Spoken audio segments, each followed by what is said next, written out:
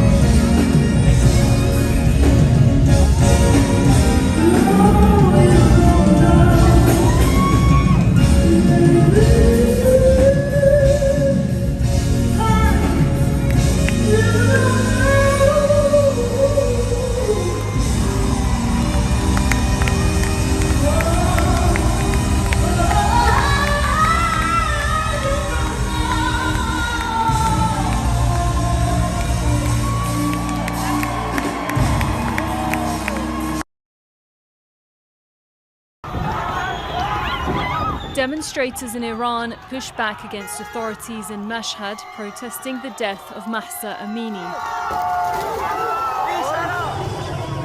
Angry crowds confronted security forces in several cities. In the capital, Tehran, protesters have called for an end to discrimination against women. Amini had been visiting Tehran with her brother. Police say she was arrested for dressing improperly. She collapsed in custody and died several days later in hospital. Her family say she was beaten and that before the arrest she was fit and had no health issues. The morality police have denied reports of beating and mistreatment, saying she died of natural causes. The UN has called for an independent investigation. Compulsory veiling laws remain of concern in Iran, where appearing in public without a hijab is punishable by imprisonment. In recent months, the so-called morality police have expanded street patrols, subjecting women perceived to be wearing loose hijab to verbal and physical harassment and arrest. Iran's law requiring women to wear headscarves in public dates from the 1979 revolution, but there have been calls to make it voluntary. In the past few days, some have been burning their veils. For many years, I think people have lost their trust into the government. So maybe they have no hope at what's going to happen, what's going to be the outcome. Iran's supreme leader didn't address the protests during a speech on Wednesday, but state media report that his aide visited Amini's family and promised to investigate fully. Amini was from the province of Kurdistan in western Iran, where 3 people were allegedly killed on Monday during protests. The 22-year-old's funeral was held in her hometown, a long way from where she died. Now Iran's opposition wants to make her a symbol of the fight for women's rights. Sarah Khairat, Al Jazeera. So you stood there on the corner with your suitcase in your hand, ready to quit this place.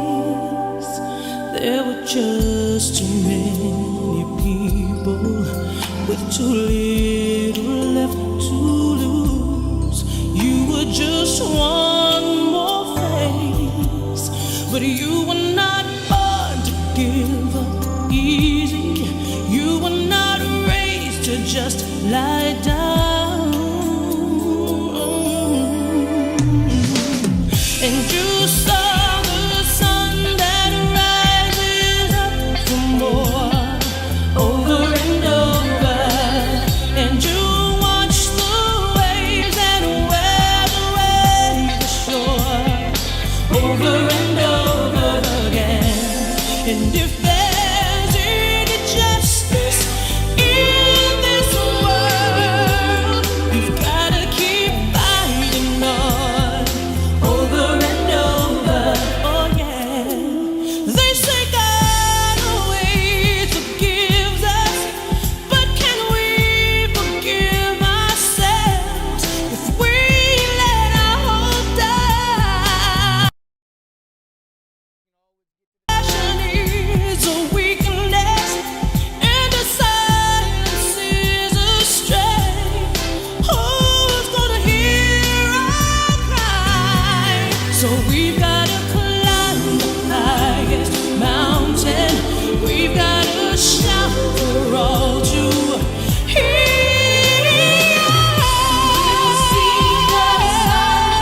That rises up for more, over and over and over. Oh, oh, oh, they say life is what you make it. Well, I'm a legend in the making. I know just what I'm made of. Oh, oh, oh, they say life is what you make it, yeah. Well, I'm a legend in the making, yeah. I know just what I'm made of, yeah, yeah. Oh, oh, oh, they say life is what you make it. Well, I'm a legend in the making. I know just what I'm made of. Oh, oh, oh, they say life is what you make it, yeah. Well, I'm a legend in the making, yeah. I know just what I'm made of, yeah, yeah.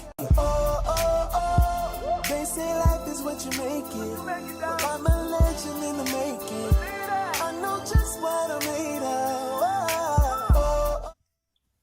We in the building. Look at it. Look at it. Look at it. Take that, take that, take that. Guys, we are in the building. It has been a day of Mondays of me. I mean, when I say it's been a day, anybody else probably would have been like, no, I'm not doing it. I'm just going to sit back and swallow and take in what's going on with my life and enjoy the moment for a minute. But that ain't how it works. You can't stop, won't stop. You keep going no matter what's happening, what hits you. And you would, I'm not ready to crip walk yet, y'all. With the information news that's going on in my life. Y'all know I'm just not ready to crip walk just yet. I got to take it in and then I can, But I have here with me my team.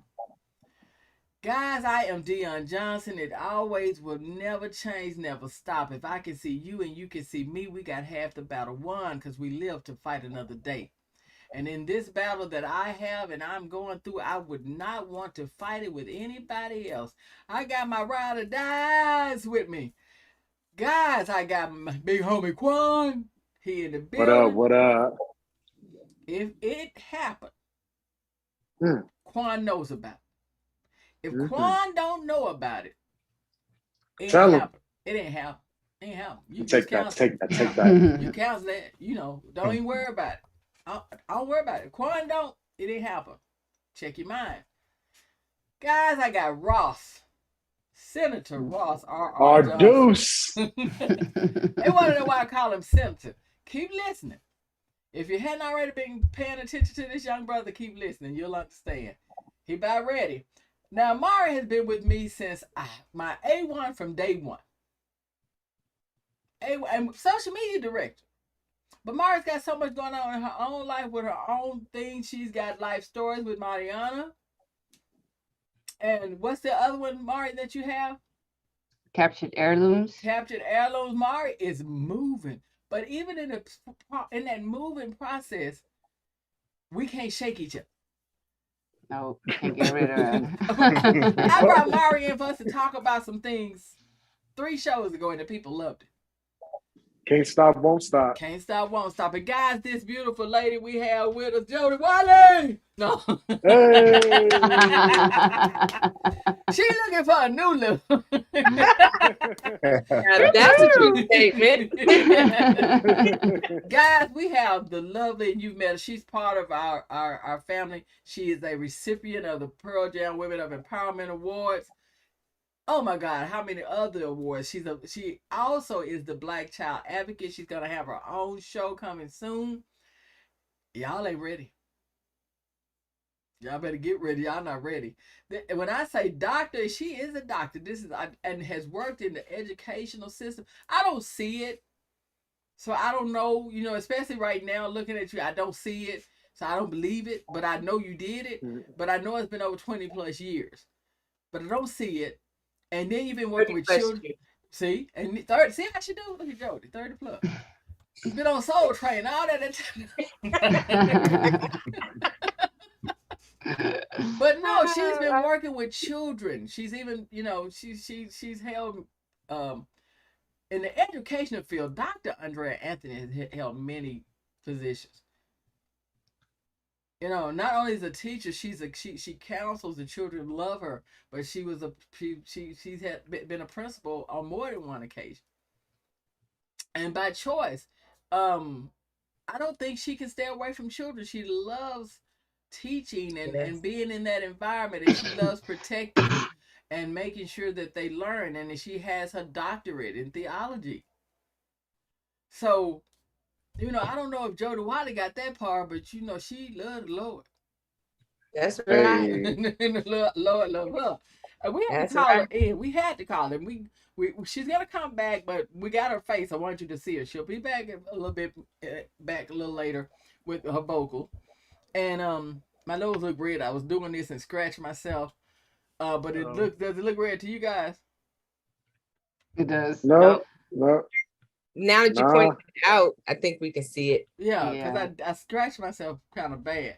But anyway, you're looking fly in that pink though. Hey, this call half day. I ain't had no time day, everything. But guys, we got Andrea here, and I gotta take advantage of this Dr. Andrea, it is so much going on right now in the school system. There's so much going on that's affecting our children. And there's so much going on that makes us have to call you in to get some guidance. First of all, I'm surprised at the reaction of the Little Mermaid. Mm. You know, we're talking about a fictional character. Right. Yeah. You can't get more fictional. And then as I was discussing it with my publicist, I was saying, she's like, do you want to take that on? I said, hell yes. Well, why? I said, first of all, it's like, why? It really is. I call it white supremacy. If you're acting a certain way, you know what I mean? And a lot of the backlash is from that, her being African American. The character that's playing that character, really, like I said, an animated character. If you, why, I don't even understand the being upset part, because to me, she's playing a character that don't even have no legs. It sounds crazy. What I'm saying is she's confined to water. It's a character that I think any race can play it. Indian, you know what I mean? African American, Hawaiian, Korean. It doesn't matter. Brazilian. So how does that? You think that's gonna affect our children? And then they show these beautiful children crying and happy to see this role being played. Mm-hmm. And then you have this. How do you explain that to your kids? It's unfortunately it's difficult to explain to children, because children, they have their own minds and they react to things differently, but they're influenced by the adults around them, what's said and what's done in their presence, and that's what confuses them. The initial action of the Little Mermaid is the Little Mermaid.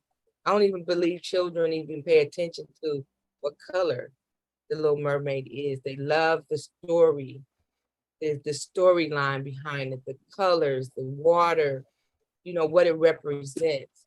My first reaction to that was, who's upset about it? Let's just look at that. Like, who's upset about it?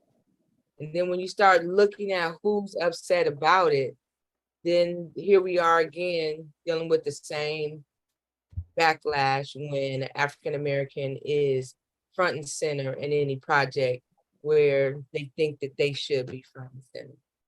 People have a difficult time with change. This world is ever evolving and is changing. Our children are ever evolving and changing. The way schools are ran are changing. There's no longer a boy and a girl restroom. It's a boy, a girl, and a neutral gender neutral. You going there? She going there, Quan? Children decide where they would like to use the restroom. Giving children choice. I gotta ask you, and I apologize for you being the one that I asked, but you'll be the one that'll give me the right answer, and you'll be honest with it. And what I like about Dr. Anthony, she's straight no chaser. Do you think that should be something that we are facing? Our children should have to face at such a young age. The gender equality. I'm saying, like, say from kindergarten to 6th grade.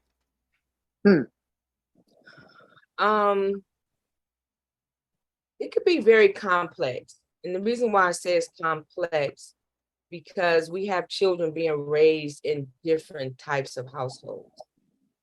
So they're no longer being raised in a home with a mother and a father and siblings, or a single parent. Children are being raised in homes where both parents are male, both parents are female. They're experiencing a different way of living and different way of cultures. And the school system is really trying to keep up with what their needs are. And so I'm at a school site, And I know that that's one of the things that's happening there.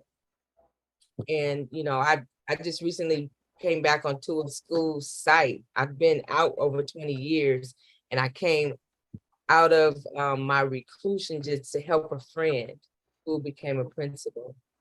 And I'm also learning because I've been gone so long. So I have to watch what words I use, how I address a student. When I call their name, I know I can no longer walk around and say, "Hey, sweetheart," hey, you know, because they want you to address them a certain way. I pass young ladies and I go, "Good morning, ladies," and somebody says, "I'm not a lady." And so children help me understand what's really going on. And it's a challenge for me to keep up. And so I know that it has to be a challenge for everybody, especially people who don't live that type of lifestyle. And so, like, we're really trying to catch up. And I think it's important that we do. And I really commend the children because they're open about it. And they don't mind giving you the information that you need to be politically correct. And so I don't think that has anything to do with the Little Mermaid, but I think we just kind of went that way. But that's where we are. Yeah, and to connect it to, for me, with the Little Mermaid thing, I just think it's so much that we are continuously putting on our children. Mhm. That's how I kind of connected, cause when we talking about the Little Mermaid, just when they get their joy set and ready, and they're celebrating, cause there are children of color that are celebrating it, you know, and then something negative is there. Right. So I do feel like even like I said with the kids in school, the challenges have changed from when we were in school. Oh, yes, definitely. They So have. yeah, so I'm trying to figure out how. But I know kids are resilient, and I know you're gonna say that. Mhm. But how hard is it to shield and protect their mental state? Um, it really just depends on the child and the family and the environment. You have some children who are just, you know, you use the word resilient, Mm-hmm. and Mm. they're being raised in a different type of environment that's open, and people are talking to them and sharing information with them. And then you have children who are being raised differently, depending on what's going on in their individual lives. It could be challenging and difficult for some, and it could be a breeze for others. It just depends on their environment, the adults that's in their world who are connecting with them. It used to be a time when I was growing up, you know, the saying was, children are to be seen and not heard. Mm-hmm. Mm-hmm. Um, Even though we still heard a lot of stuff, Mm-hmm. when they didn't think we did, but now children are just more exposed to information that we were not exposed to growing up. We would just have to guess and assume and say, "Oh, this is happening, that's happening," based on what somebody said. But now people are just open, and they just I mean, I'm just blown away at some of the conversations that I hear my students have, just walking through the hall in the classroom. And social media, internet plays a huge role in what our children, the Yes, it information does. they get a hold to. They have more access to information than a lot of adults. We have social media, Instagram, um, TikTok. You have the internet, YouTube. I mean, anything that you think of that you want to Google, you just type it in there and it shows up. And I try to educate my students and teach them that not everything that you see and hear on the internet is true. Like everything that you pull up, you got to really check your facts because they will believe everything. So I would just say that it's challenging overall for everyone. And that's why I think that it's important for families, for the village that's around every child, communicate. And I just think this is a time for everyone to try somehow to unite. Everybody's different. They have their own opinions. But when you start pulling people together with the vast amount of information that everybody have, and you say, this is what we're going to do, this is how we're going to assist this one particular child to be successful, and everybody is a part of that, an amazing child will continue to grow. And so it just really just depends on the environment, the people, and the information that children are receiving. Hey guys, do y'all have any questions for Dr. Andrea? Def- Feel free. Definitely. I'll definitely ask mine first. One of the questions I have, and this is relating back to what Dionne said about fantasy and how cartoons, even, go back to how we grew up and how people have grown up with different cartoons over the years.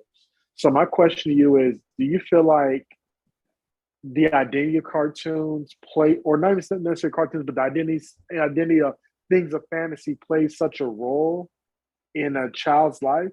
Or do you feel like the adults have now not necessarily watered it down, but taken away the childlike connection that that they could have when it comes to these kind of fantasy things? My own personal opinion, I believe that adults are taking away like you said, the childlike experience for children. Because we all know that there were some things that we believed in when we were young that was fantasy, that wasn't real. Tooth Fairy, Santa Claus. When we believed in that, it was fun. I mean, those were some of my greatest memories. Christmas, the Tooth Fairy. Easter egg hunt. Yeah, all of that. That was fun for me. Did I put a lot of thought into, does a rabbit lay an egg? I mean, I didn't think about that kind of stuff. Just the activities and the games around it were fun.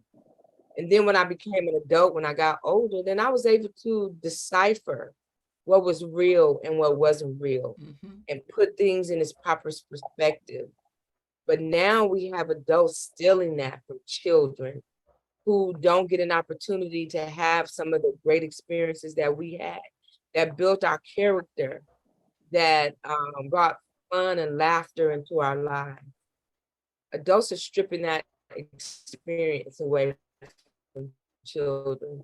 Personally, I think it's unfair, and I try very hard to provide my daughter with those experiences, even though I knew Santa Claus was real. But I still tried to give her the same experience that I had. I even emulated some of the things that happened to me when I was a little girl around Christmas. And then as she got older, she realized Santa Claus was everybody's name that was on the gift. And Santa Claus did deliver it. We all wrapped it up and put it under the tree. Yeah. As long as you, communicate with children, and but I believe that children should have some type of fantasy in their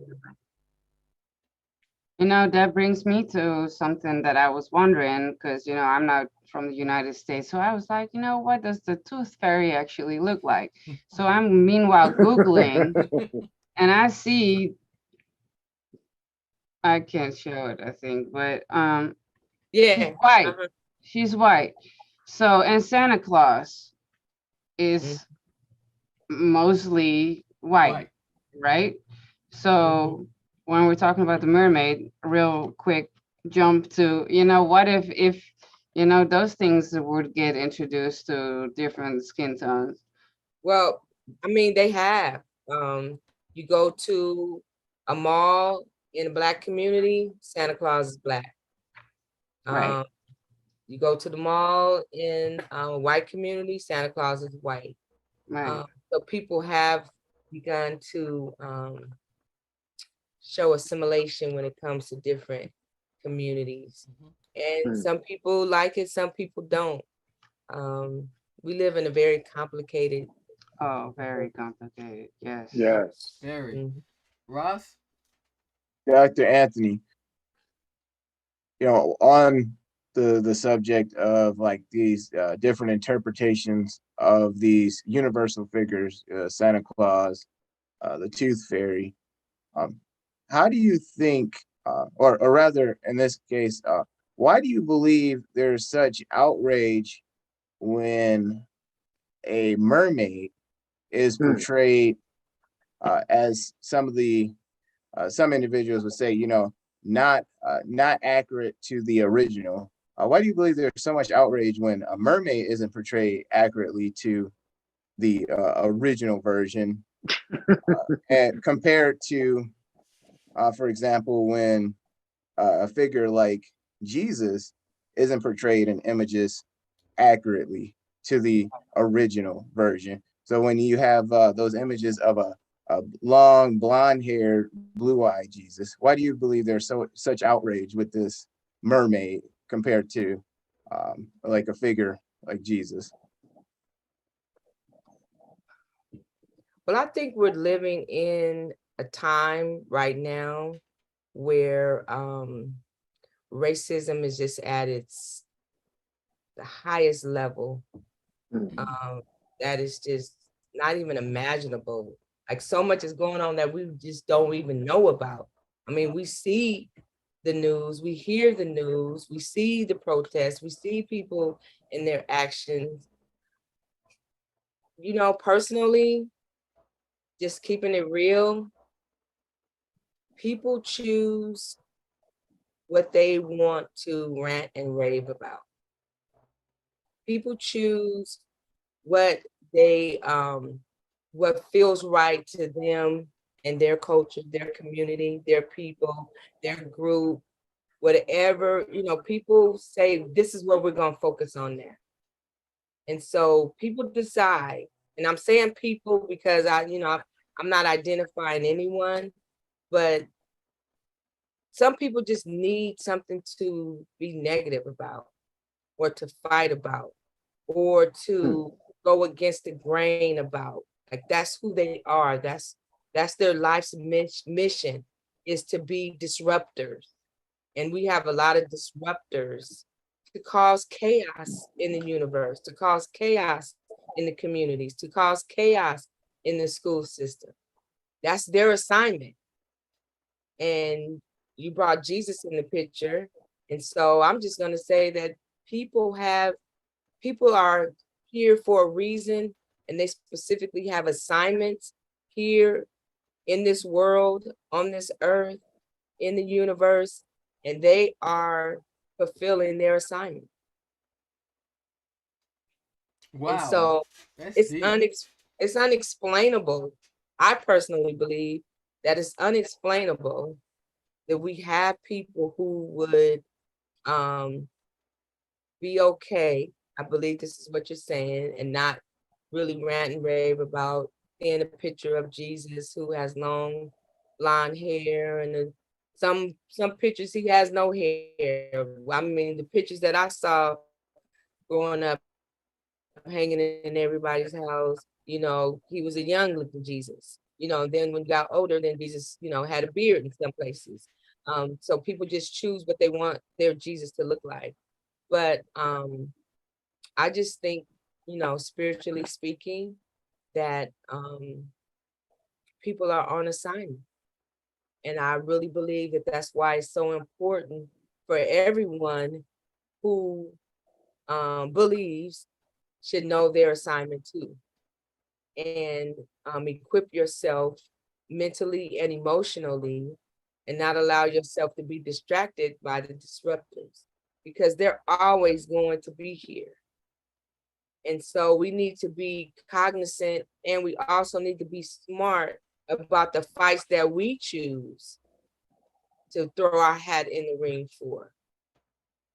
Because the disruptors will throw something at us, and we'll forget about what our assignment is and what we're supposed to do, because we get so caught up in what I call shenanigans and just a distraction. So I don't know if I answered or gave you, a That response. made a lot of sense. Yeah, Okay. and I get it when you say the assignment. So you're just saying that there's some people, and that's the sad thing, um, because you're also saying, and quote, tell me if I'm wrong, that there are some people that their assignment is just to disrupt. Exactly. Just as simple as the schoolyard bully. Yes. Wow, wow. Every day, bullying people. Like that was their assignment. And I mean, that's like simple to us, but bullying is a big deal. It's a serious issue. Wow. So the other question we have, and then we're gonna get ready to let you get out because we know that, guys, we gotta thank Dr. Anthony because she ran in here, came right on in for us to be here, and she had they had, what is it, the back to school night. Back to school night. And she stopped at a daughter's friend's college, dorm just to run in, sit down, and do this. That's what Karen is about, and especially when I said, "What are we talking about?" And I said, "Children." Um, and it's for her, that's like a strong word, like a Super Bowl word, like, okay, I Oh gotta yeah. figure, I gotta figure this out then, because they're talking about kids and they're talking about mental health and betterment for them. And as an advocate, I gotta find a way to get in there, and I'll get in where I can fit in and do a little bit and come out. But her little bit was a great bit. Yes. The only other Yeah. thing I want to ask you about, because you're an educator and you work with Dr. Anthony has done a lot, and everything has been around education, child advocacy, religion, and all of these things. Because I think you worked with Simon and Schuster, didn't you? No. Okay, so I thought you had worked for them for a moment. But now with the books,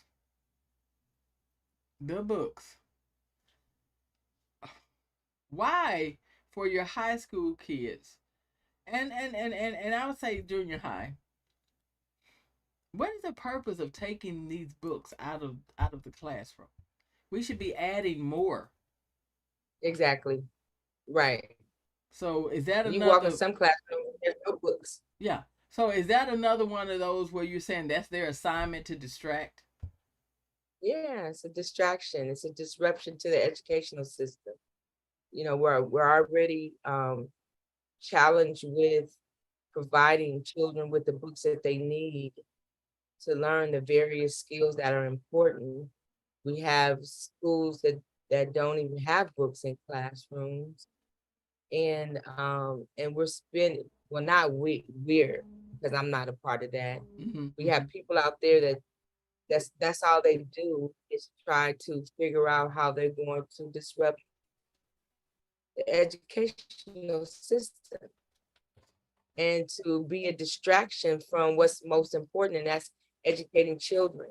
And knowing that we have children in low income communities who are not receiving educational needs, their needs are not being met. That's just another distraction to get people off course and pay attention to, focusing on like, why are they taking books out to school, and then they're taking this book out, and this, I personally don't allow myself to get caught up in that.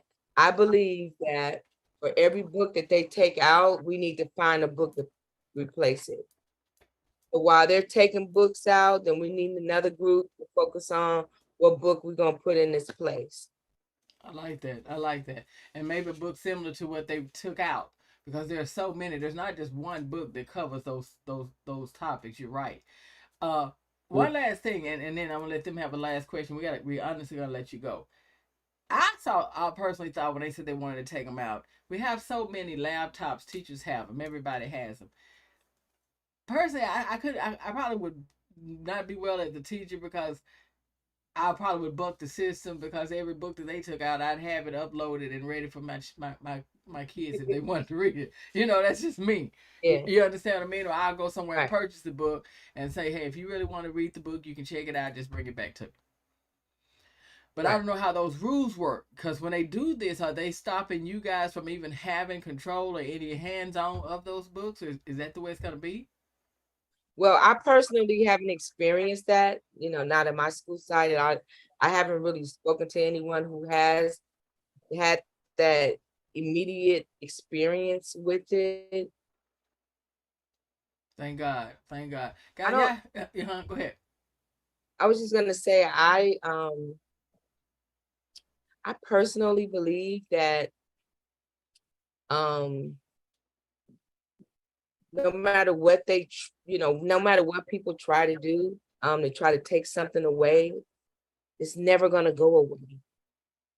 It's always gonna be available. People are always, in this day and time, people will have access to whatever it is they want to have access to.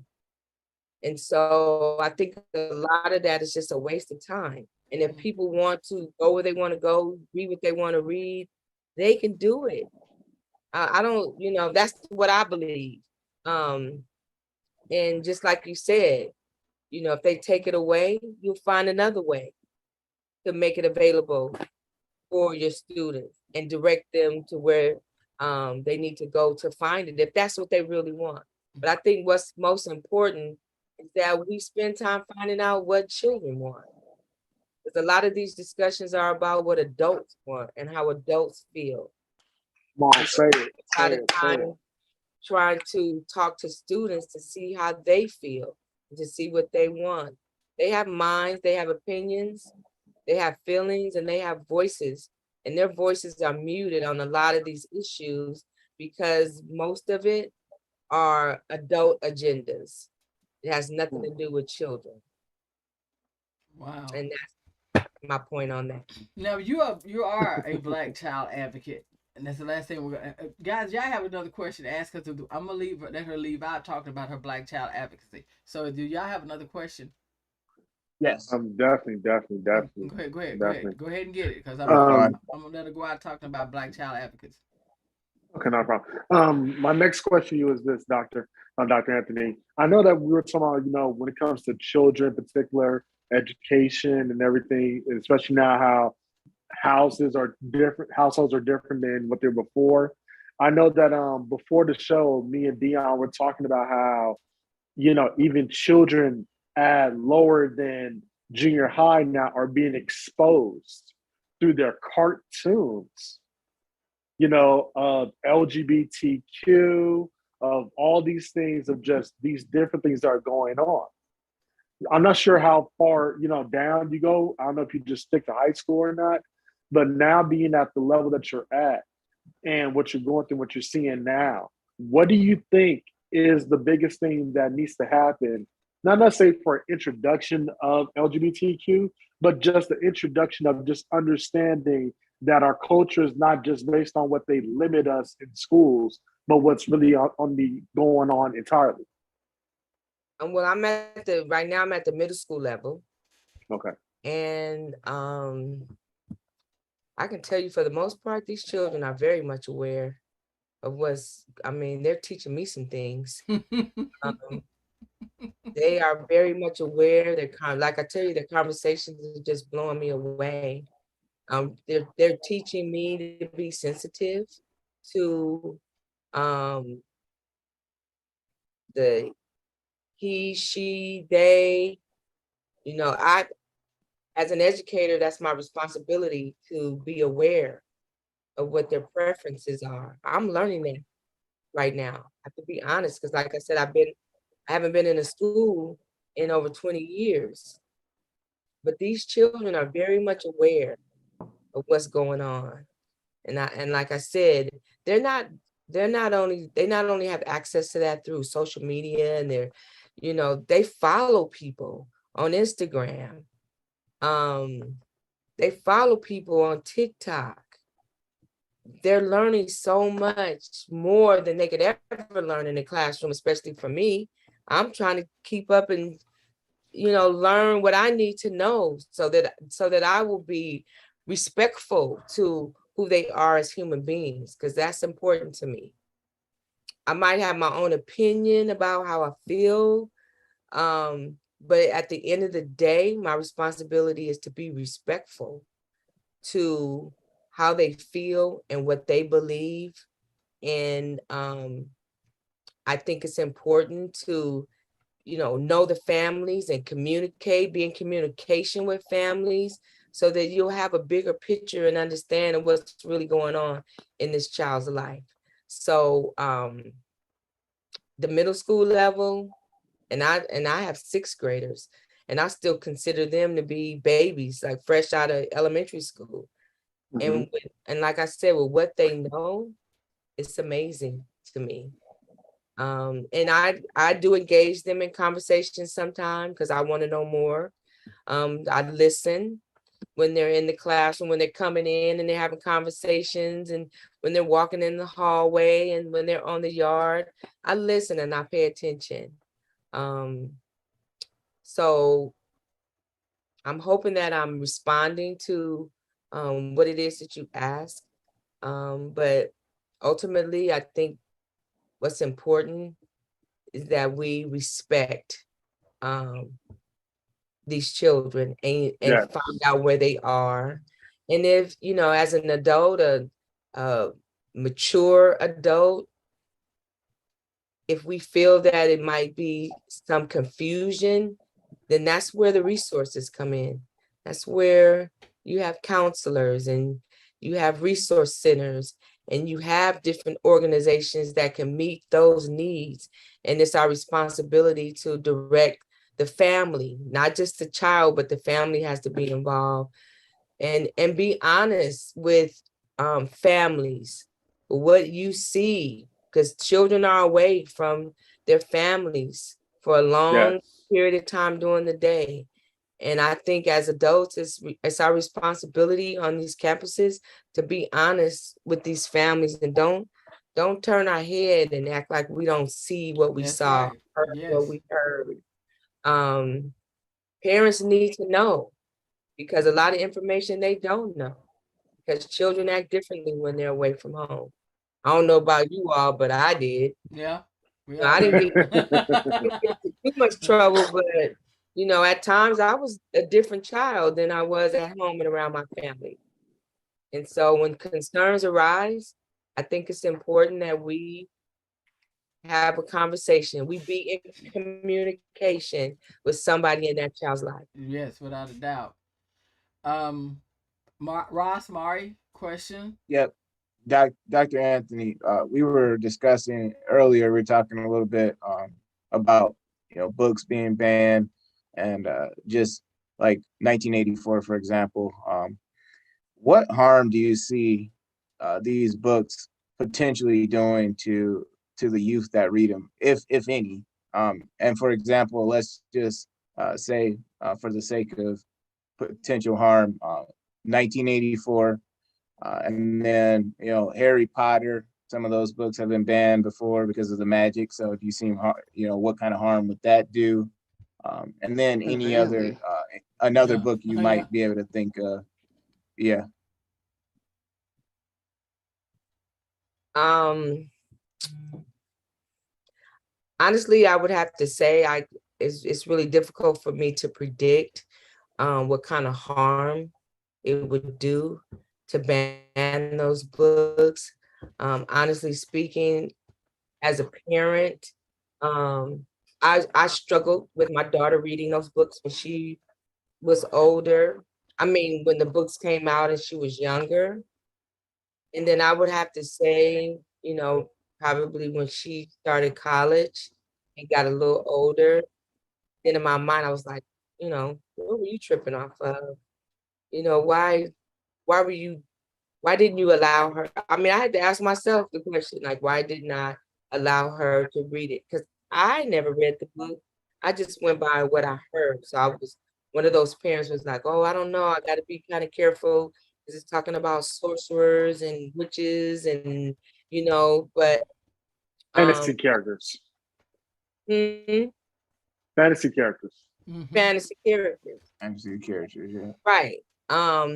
But I think when we look at and this is I'm just speaking from my own perspective, when we look at you know, the Harry Potter books and their fantasy characters and witches and warlocks and all of that. When you start intertwining and mixing theology and religion, I think that's where the controversy comes from. And I would have to honestly say that was me. But then when I got older, she got older, and I was like, I don't even think that would have harmed her to read the books. Yeah. Yeah, but you know, now we're past that. You know, I probably should buy her a set and go, hey, remember you wanted to read this book? I like that. I like that. Now it's okay. Right. Yeah, it's okay now. Yeah. But I would just say that I think that that's probably where the controversy comes in, and whoever the people are in the organizations, I can't name them. I don't know who it is who are having an issue with this. I would probably say that there's some type of theological or religious connection, and that's where it's coming from. That's what I would think. And you would hope they would come to arrive at the destination you've arrived at, that it's what you put into your child, not what that book is going to do. That's one book. You know, those are just books. Exactly. Yeah. So I get that. Mari, you got anything you want to say to Dr. Anthony before she jets out? I've just been listening and focusing on your words. I think you're a wise woman with a lot of knowledge. So thank you for joining us. Thank you. It's my pleasure. I appreciate that. We have, Jordan. Yes, thank you. Jordan, we've enjoyed. I mean, Dr. Anthony, we have truly enjoyed it. As you go out, before you go out, I would love for you to tell people, like I said, Dr. Anthony is putting together a show, as well as she has a foundation. And it's the Black Child Advocate. And when we talked about it a while back, Dr. Anthony and I do have opportunities that we talk. I go to her for guidance on things, information. It's been a pleasure meeting her and keeping her in my circle. Because as we say, she's a sea of knowledge. She's done so much. I'm trying to give her stuff she hadn't did. I guess I'm mixing her up with other people, but she's done so much. I'm telling you, Mari knows this. Her if you ever get a chance, go back and watch the Pearl Jam Women Empowerment Awards. The litany, that list of things that Dr. Anthony has accomplished and still trying to accomplish is amazing. But the most, I think that the greatest thing she's going to ever do, aside of all the great things she's done, is going to be this that she's been working, I think, in a way, most of her life to get to this point, to be the Black Child Advocate. And when she was speaking to me about it, I said, well, why not advocate for children? And what did you tell me, Dr. Anthony? I don't remember my exact words, but by no means do I try to isolate or limit other children, but I think that it's my assignment, and it's what I'm supposed to do, is to advocate for Black children, because they are of human beings that don't receive as much as they should in the resources, and they're overlooked, and they have we're talking about the banning of the books. We're talking about stripping children of the experiences of fantasy. And so our Black children are being raised in communities where there's a lack. The education of the schools are not top quality. I've worked in a lot of those schools, and I'm Black, and I just feel that it's part of who I am and my assignment to advocate for Black children, and I advocate for all children. I don't, I have children of different races in my room. I don't ignore them because they're not a Black child. But there's specific things that are important to me. And that is the emotional state, the mental state, and the physical environment of our Black children. And specifically, my passion is to focus on the prevention and intervention of childhood sexual abuse. And I have children of different races in my room. I don't ignore them because they're not a Black child. But there's specific things that are important to me. And that is the emotional state, the mental state, and the physical environment of our Black children. And specifically, my passion is to focus on the prevention and intervention of childhood sexual abuse. And so I'm a survivor. And I just believe that our Black children need an advocate because, and I know it happens in other communities, and I've been on other shows and I presented at conferences, and people come on and say, well, it happened in our culture also. This happens here. But from where I sit and the organizations and the communities that I live in and I operate in, Yes. that our Black children need an advocate. And not saying I'm the only one, but that's something I've just been doing my entire life. And so that's what I'm here for. But I really want to educate families and children, schools, communities on how important it is to protect our children and to keep them safe. Because if we do that and we do that well, then they become adults who are productive and who are mentally sound and who are active in the communities and will also be prosperous. And I think that's important. Awesome. As you leave, that was a statement that I pray you remember it. But you were saying that if our children have someone to, what was that statement you said about look up to, or? If children can look up to us, they'll never look down on themselves. Excellent. Say that again. I love that. Say it one more time. If children can look up to us, they'll never look down on themselves.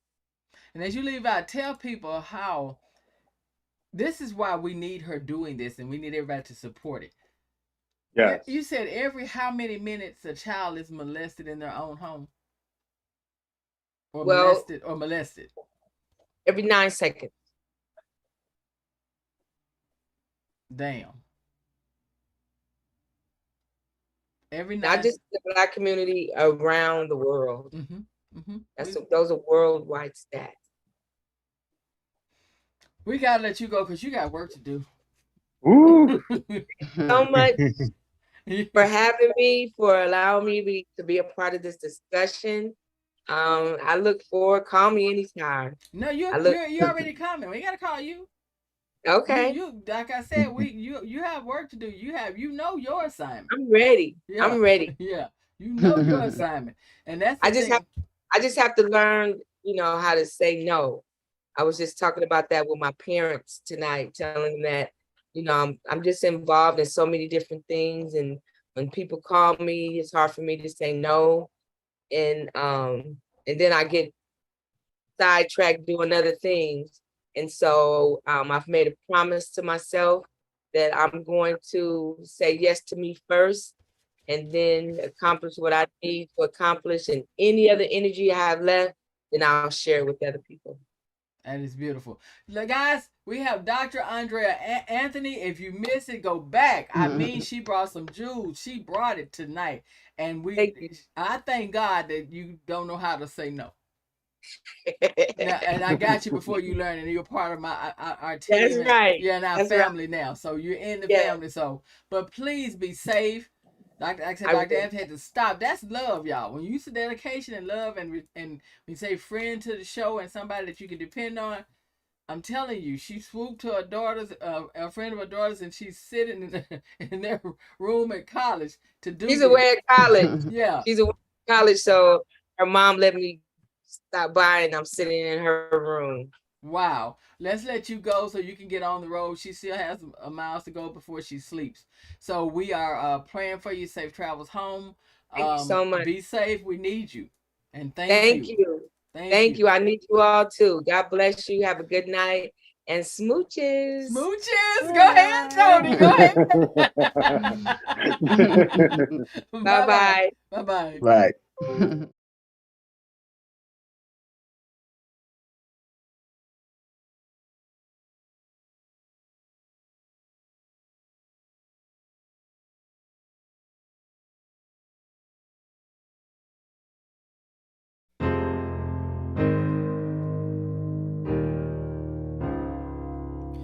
Hello, it's me.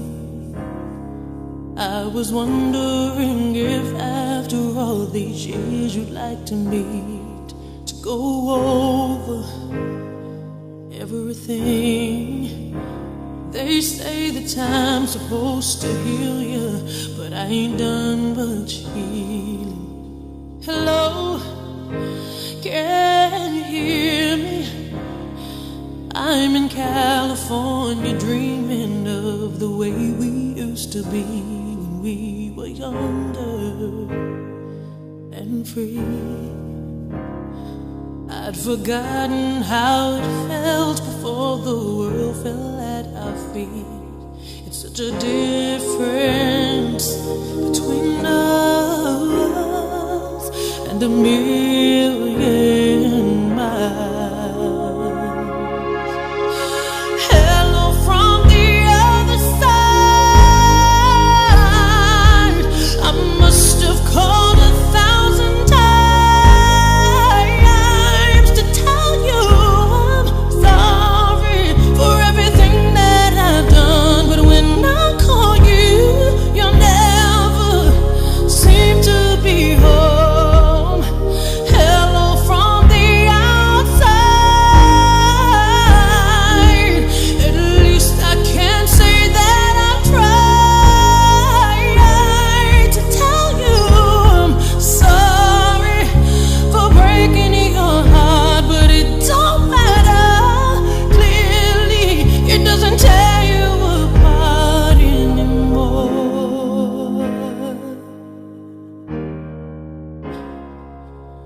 Hello,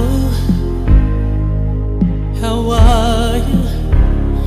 It's so typical of me to talk about myself. I'm sorry. I hope you're well. Did you ever make it out of that town where nothing ever happened? It's no secret that both of us are running out of time. Hello from the other side. I must have called 1,000 times to tell you I'm sorry for everything that I've done. But when I call you, you never seem to be home. Hello from the outside. At least I can say that I've tried to tell you I'm sorry for breaking your heart, but it don't matter. Clearly, it doesn't tear you apart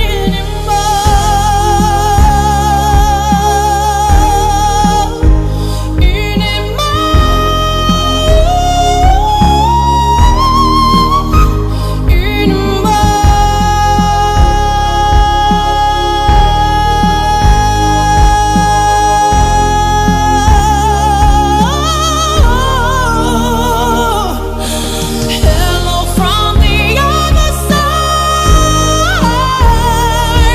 I must have called 1,000 times to tell you I'm sorry for everything that I've done. But when I call you, you never seem to be home. Hello from the outside. At least I can say that I've tried to tell you I'm sorry for breaking your heart, but it don't matter. Clearly, it doesn't tear you apart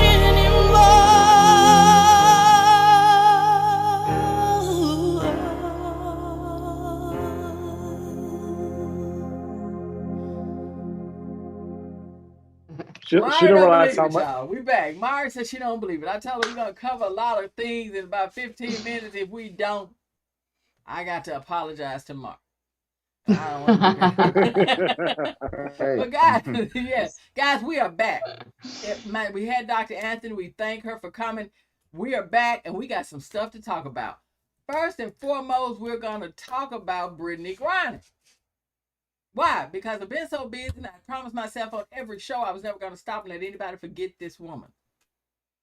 And at the end of every show, if you notice, I play Stephanie Mills' song "Home" with a lot of footage of Brittany Griner, because we won't stop until she comes home.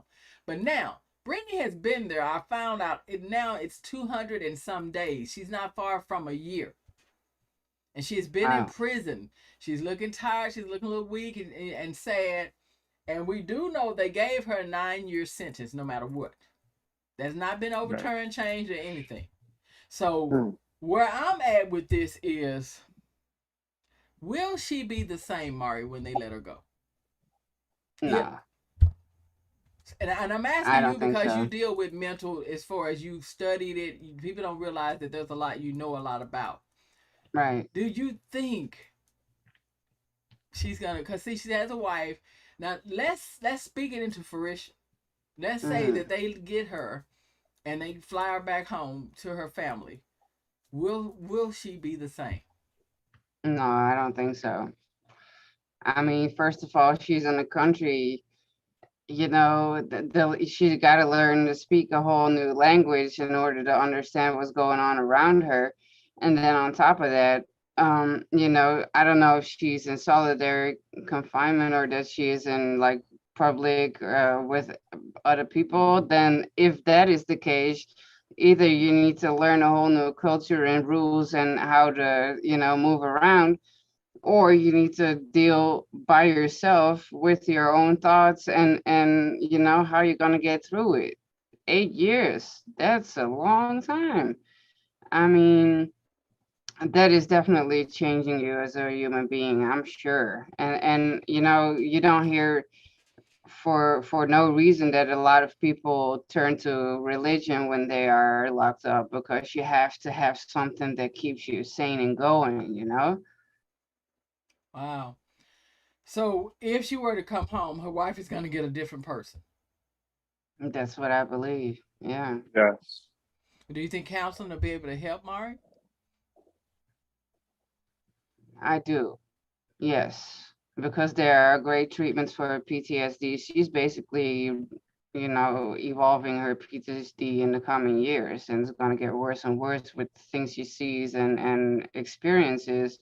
But there is good treatment for that, and it's called EMDR.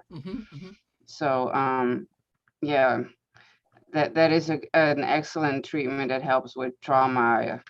You know, basically giving things a place, and you know what actually happens if you experience trauma is that there's a certain part of your brain, and I don't know exactly what part it is, but it gets stuck and basically I'm searching for the word. What is it? Processing, you know, what you're actually experiencing. Normally you go about your day, you see something happening, your brain is processing everything that it experiences, right?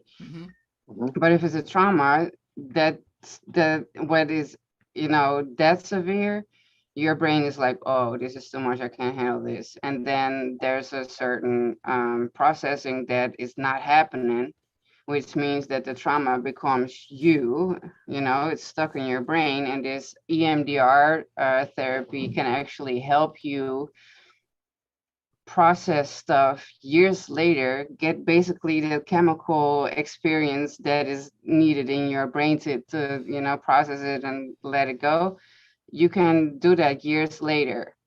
And they actually do that by movement from left to right. You have to follow someone's finger. And it's, you know, while you think of the experience that is bothering you. And, you know, right now, how I'm telling it to you, it might sound a little weird, but look it up. It's amazing. I mean, I have actually done that therapy about traumatic experience, and it actually helps. It really does. But it's so bizarre to be talking about, you know, how she's gonna, if she's able to recover while she's still like, she's at the start. I can only imagine how she feels. Wow. You're right, though. So- But we just asked for hope. But go ahead, Ross. You think they're going to let her out? So this EMDR therapy is essentially brain reprogramming, like reprogramming the way the brain processes. Right. The Exactly. okay. Yeah. Very interesting. No, I mean, because the brain works like software, like like a computer program. So you have to, it's like you have to change the code And to update get it it. every now and then. Yeah, Yeah. update it, change the Well, then I code. need somebody to change my code now. I'm saying you Yeah, gotta yeah. I don't know if delete you some can be fixed, files, crash Dionne. files. You Forget gotta y'all. No. upgrade the I'm gonna get me software. a program. I'm getting my code changed. Y'all ain't gonna mess with me. But guys, but the part about this is we're speaking on it. Quan, have you heard anything recently new about it? Yes. So recently, after the victory of the Las Vegas Aces, who just won their first WNBA championship. Congratulations, Vegas. Oh yeah, it actually brought a first championship to Las Vegas professional sports. I was gonna say that. You know, Yeah, it's first Vegas. I'm just saying black women, but I ain't saying that much on that. But one of the biggest things that Asia Wilson and other Olympic athletes have done is that the Olympics are coming up for women's basketball. So what they decided was, as a USA women's basketball, that typically and traditionally they have 16 to 14 spots on the team. And so for the last few Olympic trials and everything, Brittany Griner wore number 15. So what they decided as a team and as a USA women's basketball is that they are in solidarity going to not necessarily retire the number 15, but keep the number 15 on the bench and keep the number 15 alive and have her name, have her number, and as a reminder to everyone that we're still missing one of our teammates, that we're still missing one of the people that should be a part of this experience. And so to me, that's one of the biggest things that, where it's a protest, but also it's a continuing message of never forgetting about her. Right. Wow. Roz, do you think they're going to let her, that they're going to work it out? We're going to get a chance to make some kind of a negotiation work, or do you think that she's going to be doing 9? Yeah, nine is a long time, and it's I don't think she'll do that whole 9. I mean, even right now, recently there was that Biden he met with the families of Griner and the other American in custody, Mr. Whalen. I don't think we shouldn't forget about him at all. There are 2 Americans there, and so.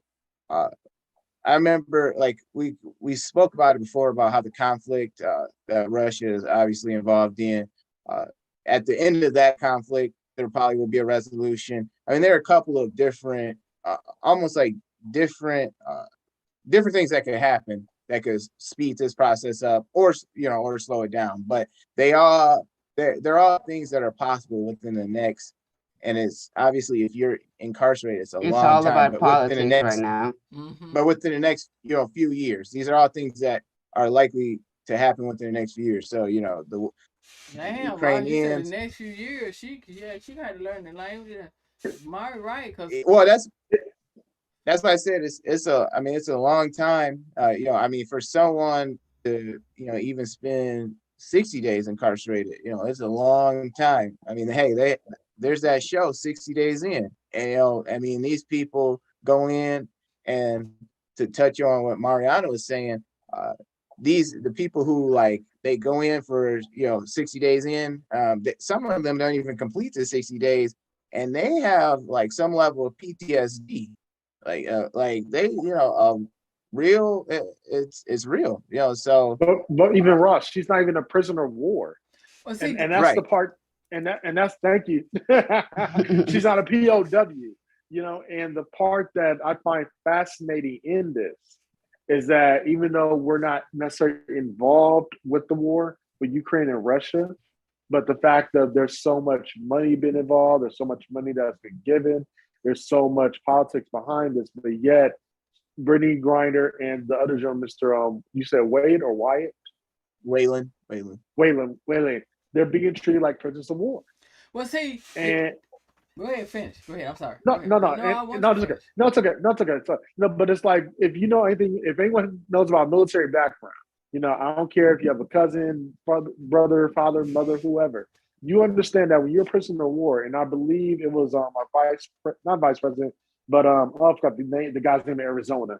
Oh God, I forgot his name now. McCain was a prisoner of war, and he was a prisoner of war for several years until negotiation, everything happened.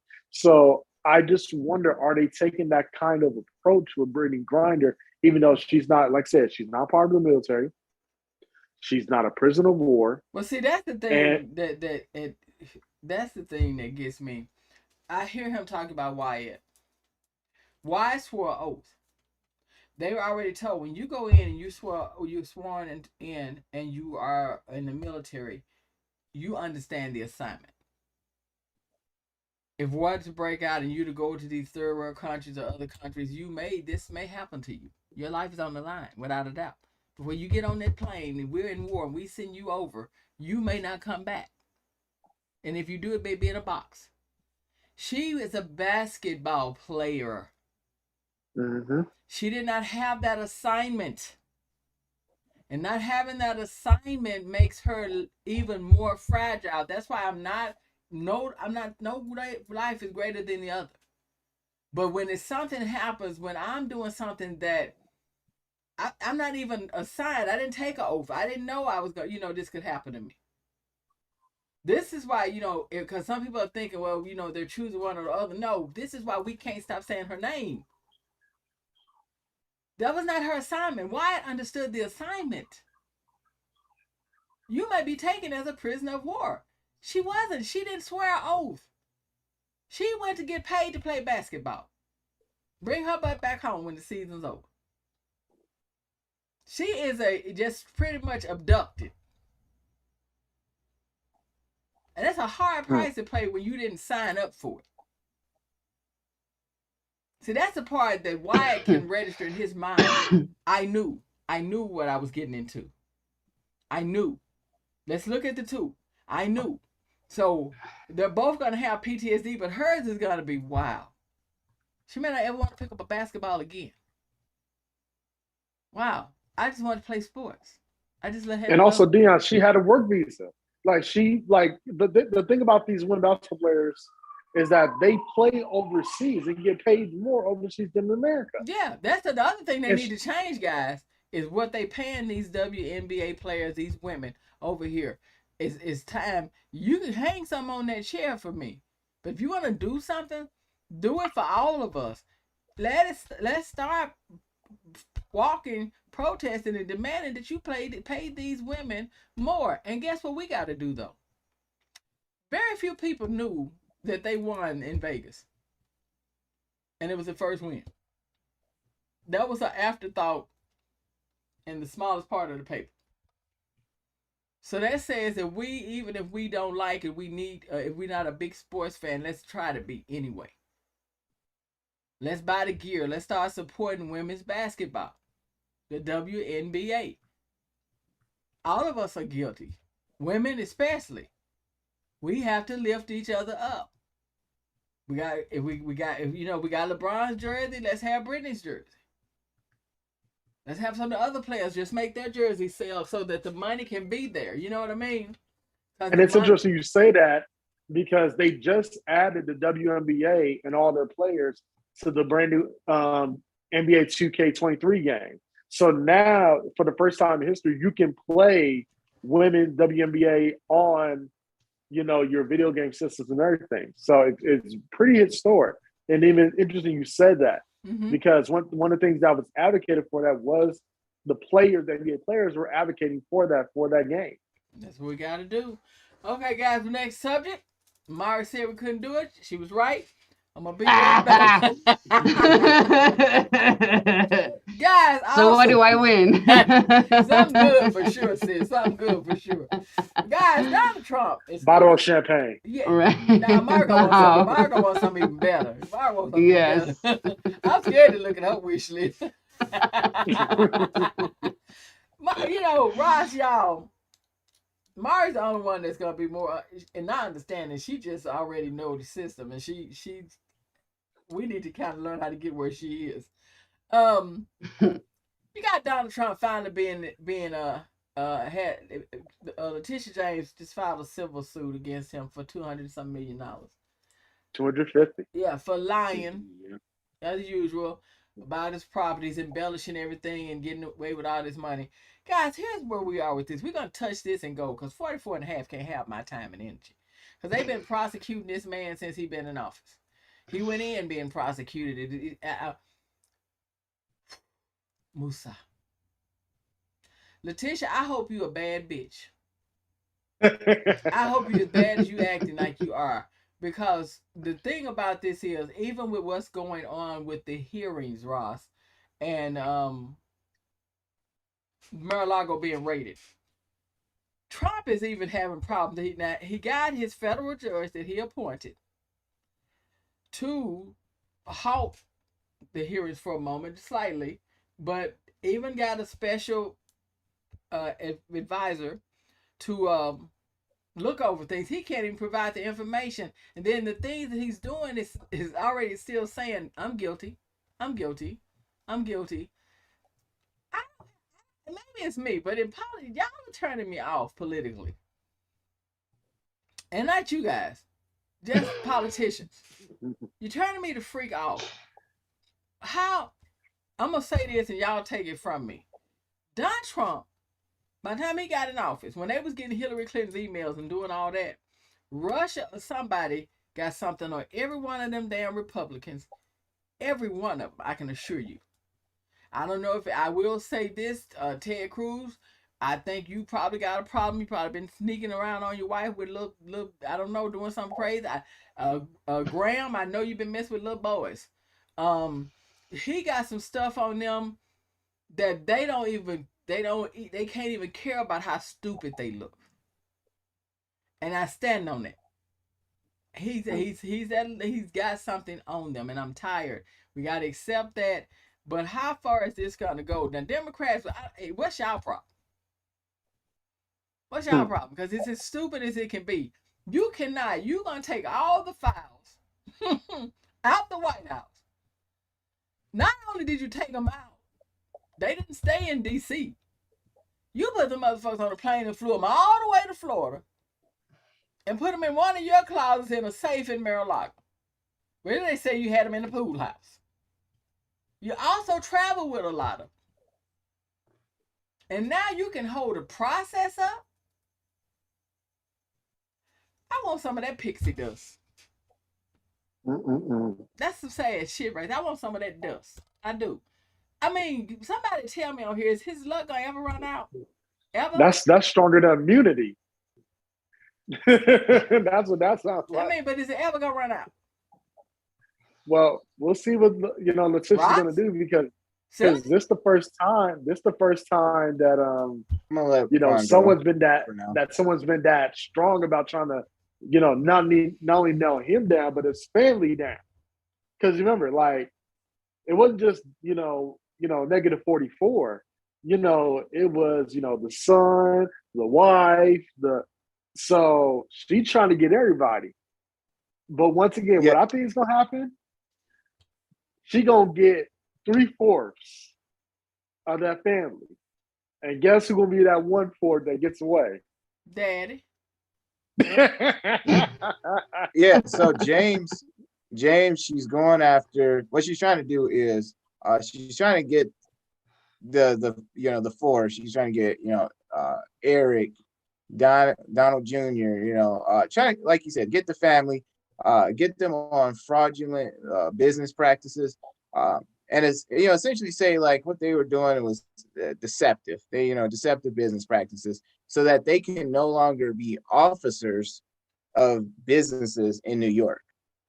So trying to remove some of their business power in the state of New York, which is it's like a personal attack by doing that because they're. Especially Donald Trump, he feels like he's a New Yorker. He's through and through a New Yorker.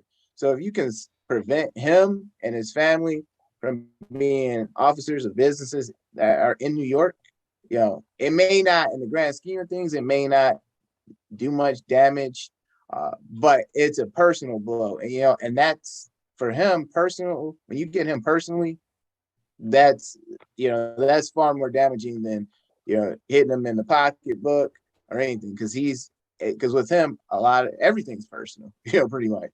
So you go after him personally, you're really taking care of things.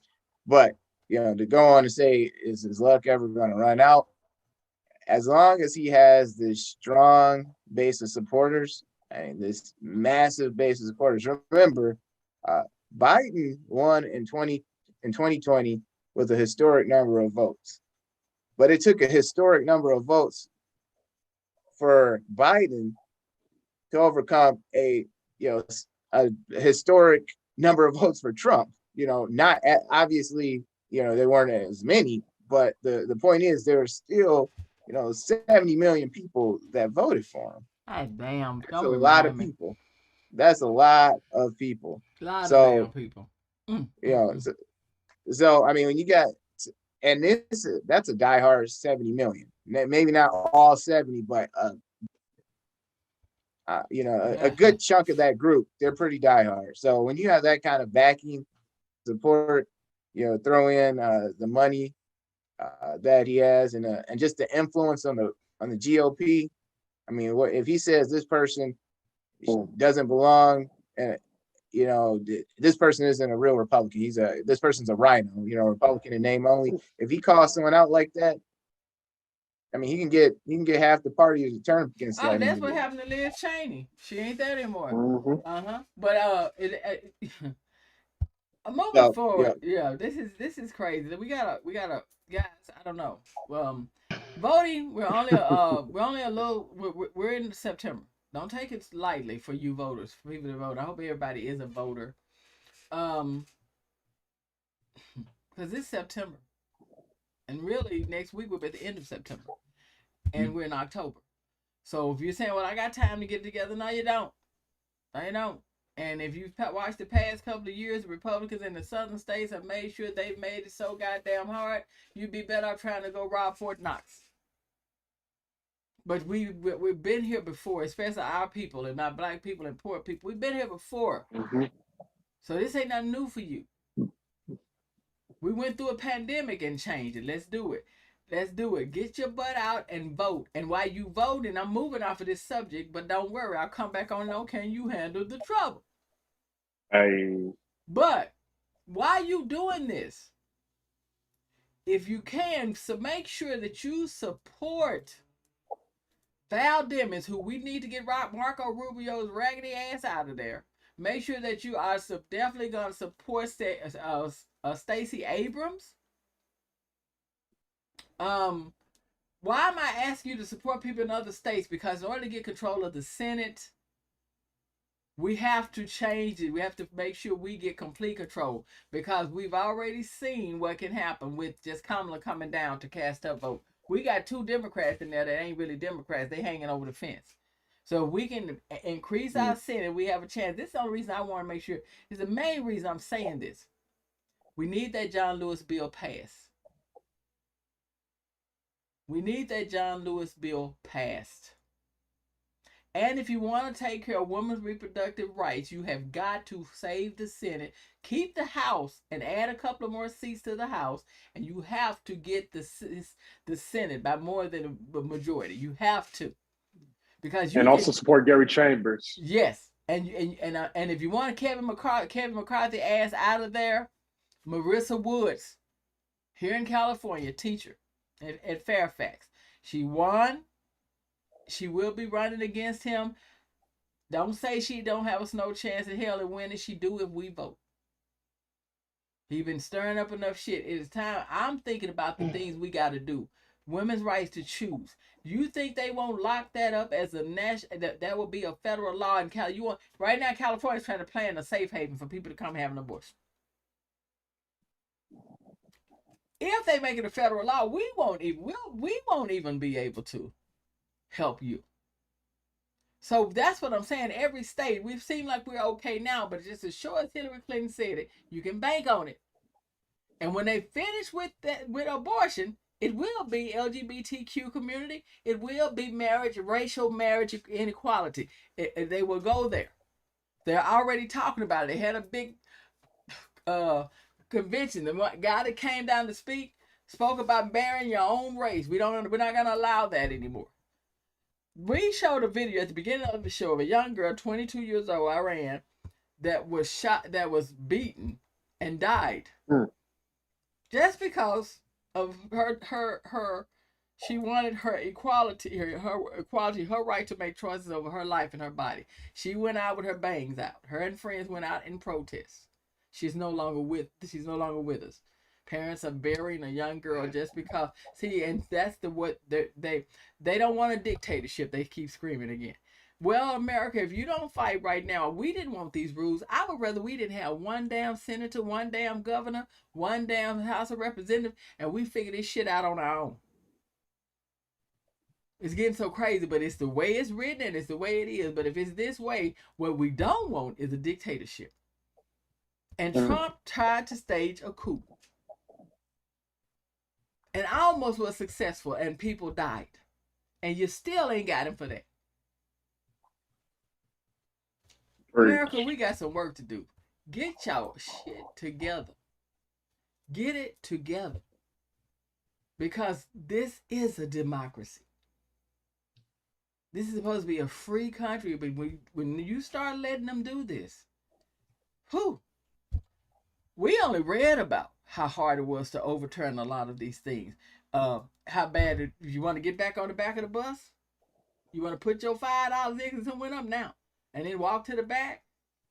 Keep on. Let them keep playing with them. Go vote. Right now, it's your democracy. Your right to women's right to choose. Marriage equality, not just for LGBTQ. You can't tell me who to love. Facts. And none of you gonna want to do that. So the ones that will say, well, I'm not gay. Okay, but what if you got a white husband or a black wife or an Asian wife? They don't want any of that. See. Come on now. That's the white supremacist way of thinking. Purity. You're taking out our white race. And we can't have that. Well, I got news for you. You have to have it. Because you have it, it's had it, and it's happening. You can't go out. I can't walk out the door. Go ahead. May I pose a question for everybody who's on here? Dionne, Quan, Marianne. How far? And let's put in in terms of a number of elections. How far are we away from, let's say if people are just passive to all of the issues that you name, so issues concerning marriage, issues concerning reproductive rights, how far away are we from, I guess that'd almost be like getting to being a true fascist state? How many elections away are we if people just sit back and say whatever happens, happens? One. And I'm gonna tell you who will be. DeSantis in Florida. One. If they don't flip this Senate and do it right, and by the time we get to election of in 2 more years, DeSantis has a chance of beating Joe Biden. And if DeSantis does that, and it will be him. Pay attention to everything he's doing. He's the one that sent the immigrants to Martha's Vineyard. But see, where he effed up at was, you don't mess with these rich folks. He kept sending them all these other places, he would have been fine. So now he got all these lawsuits coming. But see, Trump was stupid. Stupid.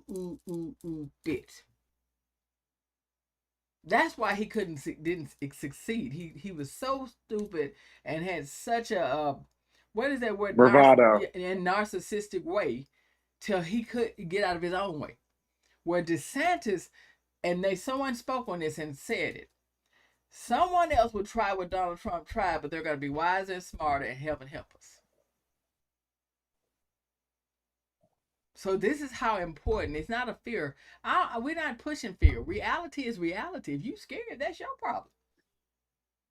That's on you. I ain't telling you nothing for you to be fearful. Knowledge is your power. And if that makes you frightened, then get your ass out and go vote. Go vote. Because we need control of the Senate. through that, why do you think the House keep passing laws that we already like, well, what you doing it for? The Senate ain't gonna let it go through. They're not doing it for that reason. They're doing it in hopes that if we get control of the Senate, those laws are already waiting for the Senate to push them on through. It's speeding up the process so we can get on through that. Guys, I want to talk more about that, but not right now. I was gonna say I have something to say about Go this. ahead. I want you to. Go ahead. I want you to. And I'll go. And I'll I go after want you, to Marianne. hear. Good. I was enjoying. Look at my peoples. Yeah, Yes. I mean, I wanted to hear what they Go had to say. ahead. So Thank you, Mari. I'm excited. Yay. Well, here it comes. I mean, And say what you feel. That's what we want. I was going to say that is what I'm going to do, because I really, would be scared if our future is either in the hands of Democrats or Republicans, to be honest. I really feel that we as people with well-functioning brains can see the difference between polarization and radicalization, and actually taking care of each other and helping each other forward in life. So there's that. I feel that even though, don't get me wrong, vote if you want to vote, and especially local is I think very important to vote local and make sure that the right people get in the right positions in your own city and environment. Nationally, something I like to take my hands off, because I don't feel it. So I don't want nobody to represent me, because I need to be 100% agreeing with what you're saying. Will I call myself either a Republican or Democrat? So soon as I feel like, okay, this is off, then you lose my trust. So that's why I like to be more practical and more, bottom up instead of top down. We need to get together as people, and we need to fix this shit ourselves. That's my story, and I'm sticking to it. And Quan, before you jump in, real quick, Quan, before you jump in, I like what you said, Mariana. The way I never ascribe one party. I never say I'm a Democrat, I'm a Republican. But what I've realized is that, I mentioned before about picking your battles. When it comes to picking my battles, I tend to, if we put it to a number to it, usually, I could check one on each side, but at the end of the day, usually what the Democrats traditionally support. And when I say traditionally, I mean in my lifetime, because obviously we know things were different, years and years ago. But traditionally, they usually are supporting or state they're supporting things that I can get on board with a little bit more. Right. But like I said, I'm not gonna. I've never just been like, oh yeah, I'm diehard Democrat. I'm straight up Democrat. Like, no, because who knows? One day if there's a Republican who his values align more with mine, or the things, the battles that I pick, and by that I mean the issues that are most important to me. If there's a Republican who, we're kind of on the same page, more so than, let's say, the Democrats of that era. If it was 5 years from now, 10 years from now, then, heck, then I'm going to pick, I'm going to side with those guys. I'm not going to just stick with who my parents supported, who my grandparents supported. Like, that's, what is that third party called again?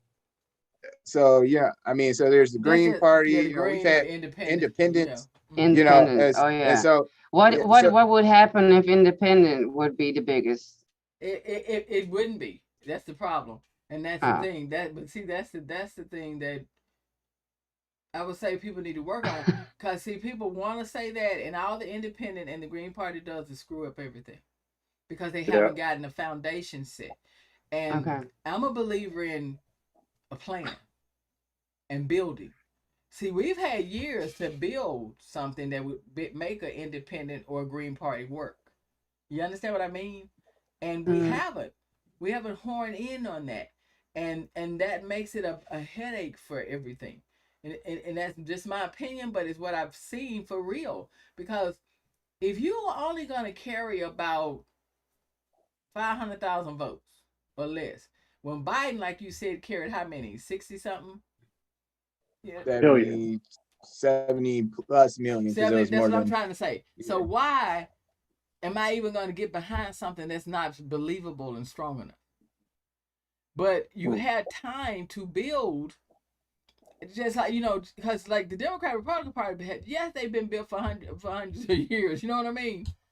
But what can we do in 20 years? If we started a long while back, just building. And I agree, and the funny part about it is I agree with all of you guys, because this is why I love this show and the way we're doing this now. I don't want us all to be on the same accord. That's crazy. It don't work. That ain't life. And I do believe, like Ross said, you vote for what is gonna suit what your need, or what fits for what you believe in, the values that you're standing upon. And I get what he was saying, that is right now Democrats, a lot of what they're doing tend to lean that way. If that changes, it'll change, and it'll make the choices change for who he picks.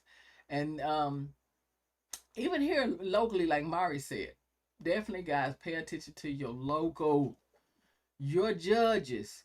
These are the people that are making decisions on your immediate lives and your area and things in your community. People that you out with every day, your city councilman, that are really in the community, know and vote and know what they're about. And in a perfect world, my perfect world is what Mari speaks on. I just can't play fantasy. But in my perfect world, when I go off to myself and I lay down and I just want to fantasize, my perfect world is that we were the way. And Mari is funny because Mari and I never talk about what religion she is or what she believes in religion. I don't care, because her heart is good. But I believe that the way God intended it was the way it was supposed to be. My understanding from the Bible is that we begin judgment when we place the first president in office. So I say that to say he just meant for us to have barter. He was gonna, everything we needed would have been supplied. You have barter system, you have this, you have that. You could have people to negate. You know how, like with judges, but like what's they doing with Trump? You have someone that would hear something if a crime was committed and make viable decisions and cast away people that are living somewhere in a community or area you're in if they're not good people. Because no one can take care of you better than you. And there are things going on we don't know about. We may have a nuclear asteroid coming in 10 years or 4, and they ain't told us. And so those are things we don't even have control over with our lives, and that ain't fair. So in a perfect world, I want more control of my life. When COVID happened, I wanted more control of my life. With things that was going on, we wanted more control, so I get that.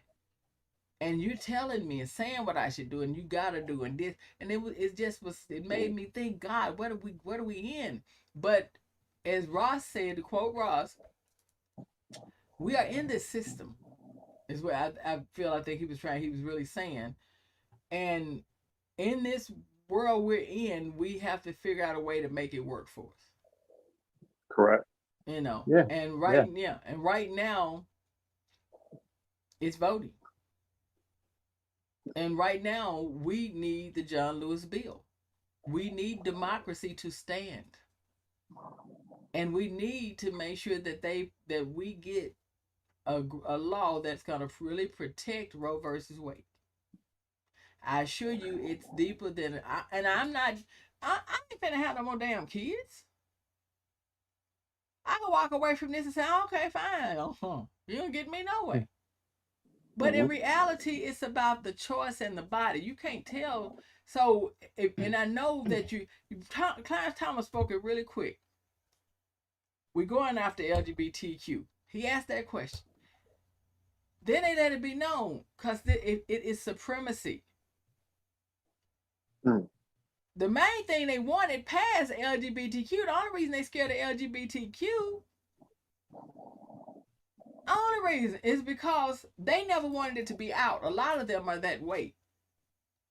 They never wanted it to be out. Because it's out so much they can't even keep their shit a secret. But the main thing they wanted and going through this battle from, if you want to know why they going through, the lady that was on Rhoda Martin, she told why they wanted abortion. They wanted white women to have more children because their race is depleting through mixed marriages and all of this. It's here in America. So first they thought about paying the woman, the white woman, to have children.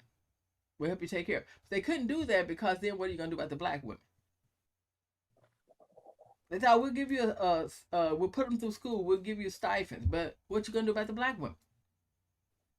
So it is a proven fact that a lot of times abortions really are now were back then about more white people. That's their stupid thought though. When going to have the power. I think it's a very dangerous combination of basically white supremacy on top of conservativeness within the United States, with a little mixture of religion too. It's all because, yeah, they use religion to get it done, and they want more. They think that if they do the abortion laws, more white women will be forced to have children, and then hence that will stupid. Yes, it is. Yes, it is. You know what I mean? Stupid. Yes, Guys, it is. This could go on and on. This is what I'm talking about when great minds come together and they talk and they share. Hey, Dionne, I want to answer Ross's question real quick. Go ahead. And I'll make it brief. Real brief to answer your question. Locally, like for us in California, I think 4 years. I think nationally, it would have to be at least 3 electoral terms. And the reason why I say that is because the conversation we're having tonight about the children and how they're so far advanced and how they're, thinking differently. So I think that next generation from junior high and high school down now become college students are really going to bump the system. I think that you're right. All the way. I don't think it's going to happen. I think the answer to my question was if it could happen, it would have been a year. And Quan says 2 or 3, and he's right. But Quan is even further right because I think our protection is the generation that's coming. You understand what I'm saying? Yeah, Quan, that was insightful. Yeah. I think that's what's saving us now. That's what saved us with Biden. That's what got Arizona. That's what got Atlanta. Florida, they don't want to talk about it, but Florida was iffy for a minute for Trump. Because that young generation that would turn 18, and remember that club shooting that happened, and they told Trump, we waiting, and Texas got close. Pay attention to all of it.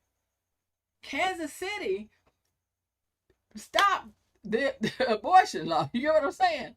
And that shocked everybody because that's a red state. But that was that young generation. So Quan is right. We can lose democracy, but thank God we have children. They are underestimating them graduating and registering to vote. And them young kids don't want you telling them jack. Nah, they don't. They don't. Not a thing. Not a damn thing. So they're gonna stop you no matter what, and they're gonna be. Remember the 13-year-old Quan that was out speaking? Yeah. They're resourceful. That's what I'm glad Dr. Andrea came in because she's letting you know how these kids are nowadays. They're gonna beat you to the poll. When you come back, I already been Mr. Johnson. That's the way it works. Guys, this has been a really great, again, a great night. And it's amazing that, and yeah, we're bringing guests in. We're getting back to our other fun things. Don't worry. We have something coming up October with the comedians. And we have things coming up now. I am getting my list together, and I promise you I can't make this up. It's that heavy. I'm getting my list together for next month, and it's that heavy. And I'm glad that my comedians got on the roster fast because October is crazy and filling. And that one was already just kind of marked down. So we're going to still be, this is going to happen. Mara, I don't think I should make the announcement right now. I think I should do it next week. What do you think? Yeah. Hmm? Let's wait a little. Okay. So we got something happening going on, and it's not being. I'm not being mean. I'm just we can't wait to say it, but we can be patient enough. Um, if you pay attention, you'll Cliffhanger. see it. You'll see it. Yeah, if you pay attention, you'll see something going on. And for everybody that comes in on our I'm Just Saying page and Can't Handle Trouble page, especially I'm Just Saying page, Can't Handle Trouble is doing awesome, even on the I'm Just Saying page. We're building the Can You Handle Trouble page because we started it last, so I'm not even worried about that. But on that I'm Just Saying page, our outside viewers are phenomenal. And Yes, we they want are. to thank you. I'm talking about on my I'm Just Saying page, go on it. I have to. I know they can go on the insights, but I will for my team. I can't wait to show them because I forget. But I thank you because a lot of you guys I have join us. Click it, join, and then go over to YouTube. I want you over to YouTube. Subscribe. Yes, get over to YouTube. Y'all get here. I guess we get the sound so good you don't want to move. Don't worry, my Like, social comment, media subscribe. director is gonna have a link where y'all can click on it. Guys, I'm gonna let my beautiful team, my And it's not a family. sneaky link. Yes, no, I'm gonna let my beautiful team, my family, start us. Give their jewels for tonight. We gotta keep on, guys. Let's give Ross a major round of applause. Y'all, Hey. Ross is a writer. He's doing other things. He's got a lot he's working on. And Senator. Ross is in Michigan. Ross is 2 hours ahead. Sometimes it's 3 hours ahead of us. Here for us, we can be all. Ross morning starts. By the time he lays his head on his pillow, it's gonna be time to wake it back up. But Ross comes in diligently to do this show, and we trying our best to keep Ross hyperly excited. So we do because it's saying a lot when he works so hard. Keep him awake. Yes, Yeah. and we appreciate this man because he works, and then he will still come in. No matter what you ask of him, he's gonna do it. He's here, he's ready, he's already on point with it. And we got to fix it some kind of way, but we got you, Ross. We got you. We got you because he come in and he's here. And when we leave out of here, we got way more hours than Ross got. And that's why I said and he's still here. We've been on for almost 2 hours. Ross, I have to applaud you because I've been like, look, bitch. We got to go. No, we got good things going. So I mean, we got to keep it going. I'm saying it for real. We thank you because I'm saying that takes a lot.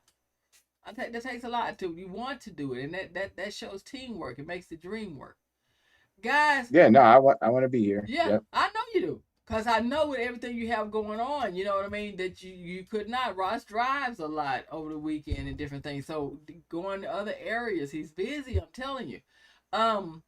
So guys, we're going to let each one of them drop a quick jewel for tonight. And we're going to get out of here. And we're going to let Ross get some rest. And because we need the senator ready for the things that life about to bring him. And everything. Big homie Quan. Give us a jewel, young man. Give us a jewel. Oh, real quick. Tiffany Haddish. Oh, yeah, you heard about it. They settled, but she says she's lost a lot because a lot of her shows, a lot of things that she was going to do, people dropped her. But they came to an agreement. They dropped the charges. As we thought, it was all about money because if it wasn't, my charges would still be going. What about you, Mark? Mm-hmm. Yes. It was about money. So, Tiffany, next time, trust your judgment. When you know better, do better. Now, as for what you've lost, God will give it back full circle if you go to him wholeheartedly and you search yourself. And things, I'm telling you, we are short-minded people. This too shall pass. This too shall pass. If you had no cruel intention, God got you. You haven't lost nothing if you got your freedom, sister. You're not lost.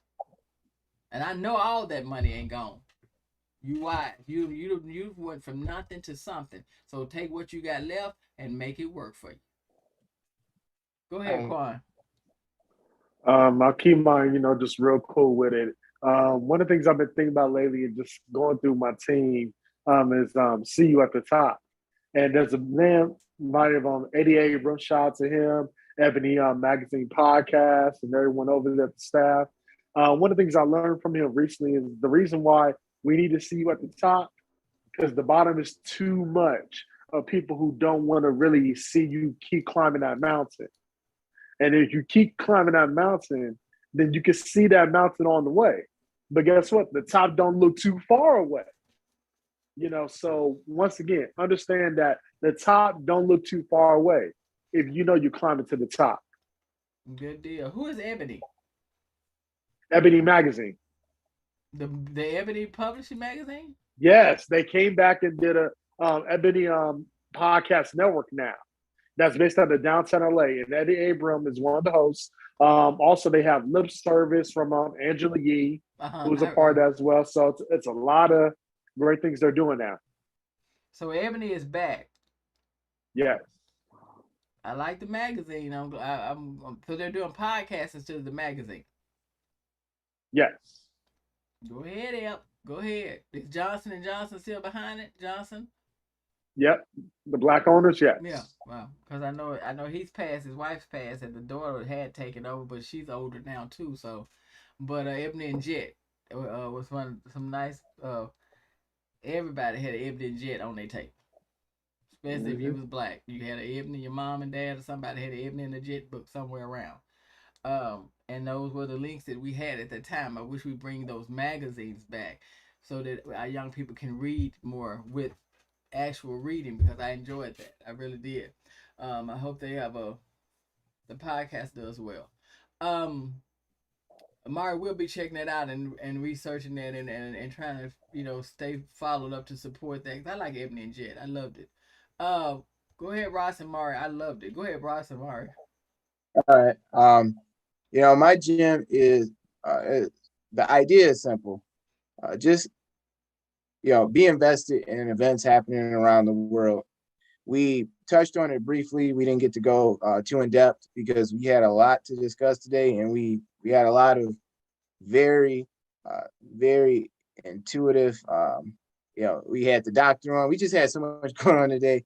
But Mahsa Amini is a 22-year-old Iranian who lost her life for showing some of her hair, for showing her bangs.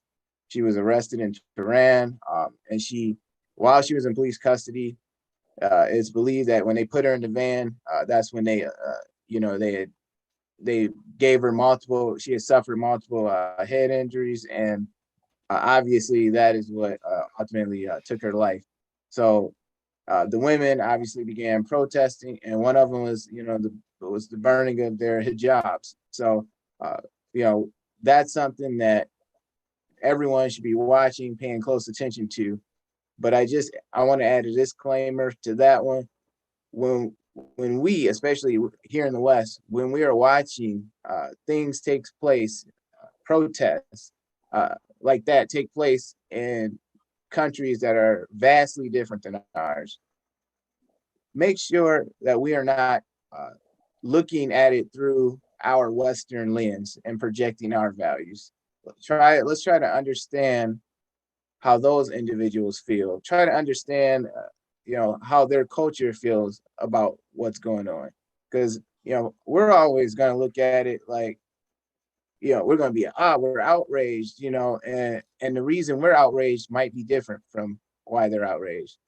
So let's just try to take a look at things from their perspective. And on the same idea of real issues, just real quick, pay attention to what's happening in Sweden. The rise of of the very conservative party with some, tenuous Nazi ties that, that might be troubling because, hey, Sweden has been known as a place of, of freedom and socialism and, just these ideas of a society that's free from, all the ills of the other toxic Western nations. So keep an eye on that. And lastly, but not least, Sri Lanka. Over there, they got a shortage of medicine. The country is keeping it real, broke. So, hey, pray for the people of Sri Lanka. Thank you, Senator Johnson. Really good No things. problem. Drop some knowledge that we need to stay focused on. And as he said, look through it. Don't look through it through our Western eyes. Look through it from their point of view. Mari. There we Mari. go. Yeah, I Mari, mean, Mari Mari. was looking, Ross. That's what happened. I was. When I heard that the show was going to be about mental health, I immediately thought about something valuable information that I just learned recently.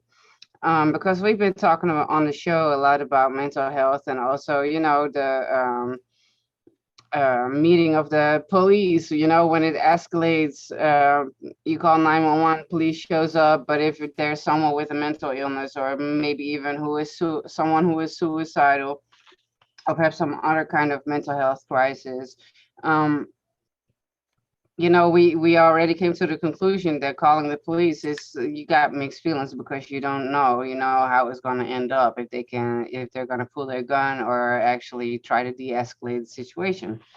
So, one of my dear friends, Tina Ferris Miller, hi, sweetheart.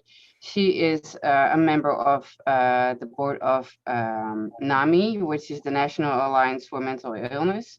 And she taught me recently that there is this new phone number. Instead of 911, it's 988. So if there is a case of suicidal or substance abuse or mental health crisis, anything going on where, the classic idea of an autistic kid having a temper tantrum and people call the police, but meanwhile, there's more to it. Call 988. Ask for the CIT, which is the Crisis Intervention Team. These people are specialized for these cases. There's actually free programs. Cities all over California need to start implementing these programs. Call your mayor, let them know this is existing. We need, this is going to save lives, like even out here in the streets in LA, very important. So that is my jam for today, talking about mental health. I am actually very excited and curious to see how this is going to develop because I'm kind of confused that it hasn't been on the news as much as I feel that it needs to be because there's so much going on around us. So yeah, I hope they have the capacity to be able to handle, this huge ask of care basically that society needs. Well, guys, my people, as they always do, they never let me down. They give us some great jewels, some diamonds, emeralds, and pearls, things that you need. Mine, because they do such a great job of covering things. I got Ross, he's going to always cover the world, which is all of us. Quan's always going to tell us what's going on around us, what's back, what's new, what's coming up. And Mari's definitely going to always give us something with health, mind, spirit, all of that. So I give you the same thing always.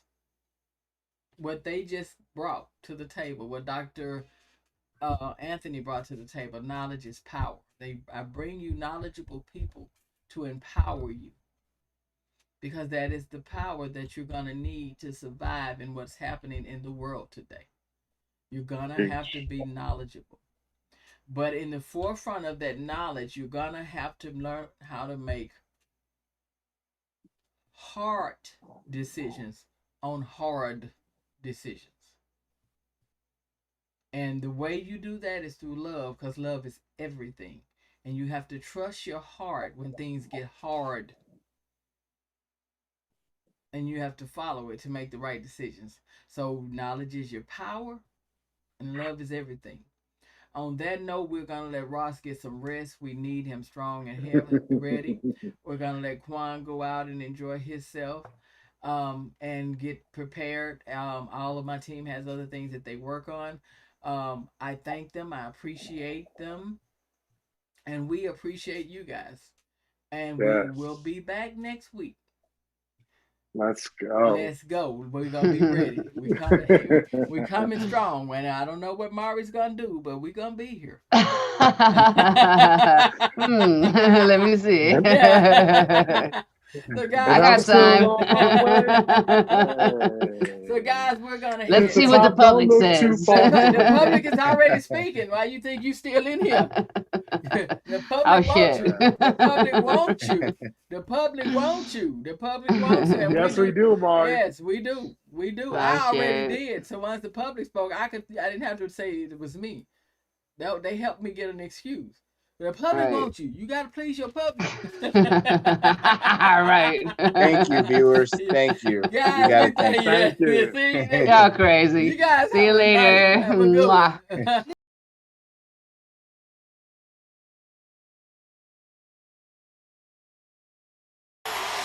When I think of home,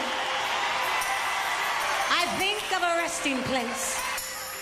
A place where there's peace, quiet, and serenity.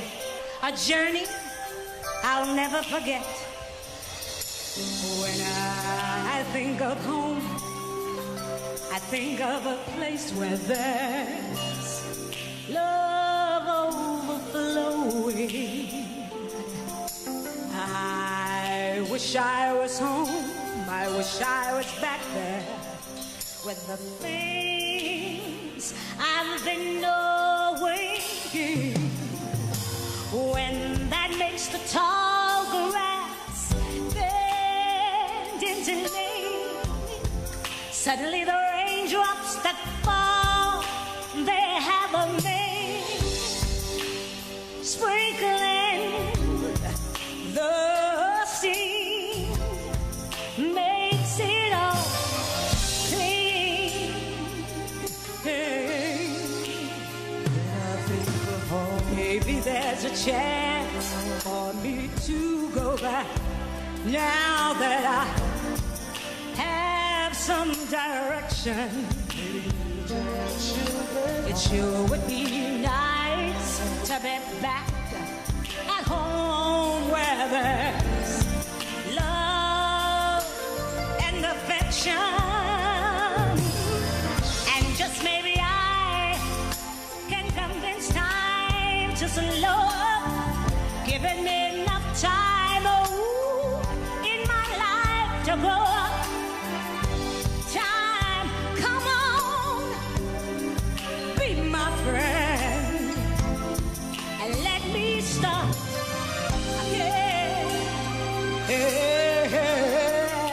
But you know what?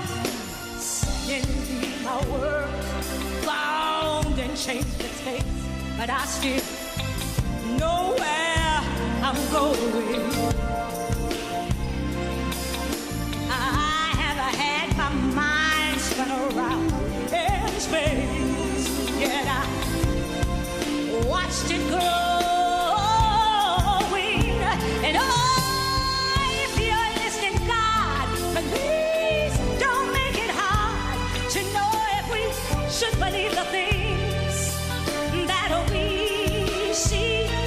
Just should we try and stay, or should we run away? Or would it better just to let things let them be? Oh, living here in this brand new world might be a fantasy. But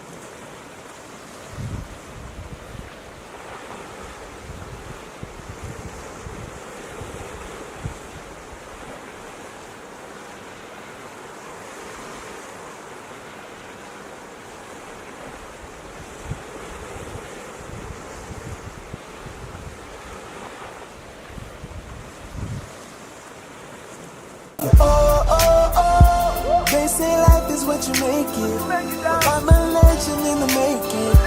I know just what I'm made of. Oh, oh, oh. They say life is what you make it, yeah. But I'm a legend in the making, yeah. I know just what I'm made of, yeah, yeah. Oh, oh, oh. They say life is what you make it. But I'm a legend in the making. I know just what I'm made of. Oh, oh, oh. They say life is what you make it, yeah. But I'm a legend in the making, yeah. I know just what I'm made of, yeah, yeah. Oh, oh, oh. They say life is what you make it. But I'm a legend in the making. I know just what I'm made of. Oh, oh, oh. They say life is what you make it, yeah. But I'm a legend in the making.